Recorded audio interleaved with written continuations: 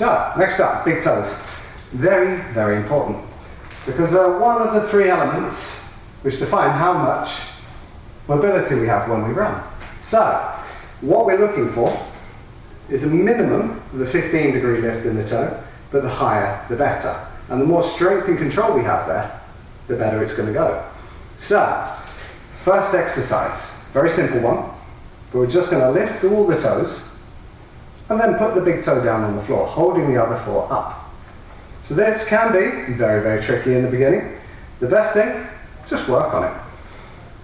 The more often, the better. So do 2 or 3 reps here, 4 or 5 reps there, as often as possible, because this is a fantastic way of building the strength here, and also in this nice long muscle here.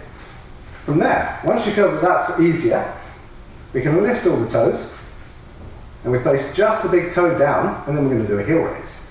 So you can put your hands on something in the beginning just to help, but what we're going to try and do, keep these other toes up in the air, and lift as high as possible, and sink. Lift and sink, with control. So it shouldn't just be jumping. Try and control up, and control back down. So, after that, we're going to do a little bit of a stretch for the big toes, and this can be very tough for a lot of people in the beginning, but we should find that it's comfortable enough to sit here.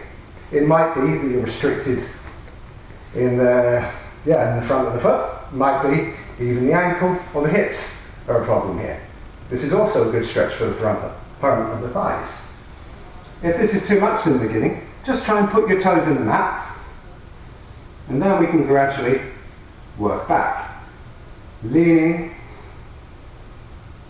and pushing the heels to the butt. As this feels easier and easier, we can move the hands in, put more and more weight here. As this feels easier, we can come up into this sitting position. From there, more of a skill section, but we're going to lift all 10 toes up to the sky, and we can just walk like this. In the beginning, you'll find that everything wants to tense, and you'll walk like a penguin. But the more you do this, the more natural it will feel. And you can just walk around with your big toe up.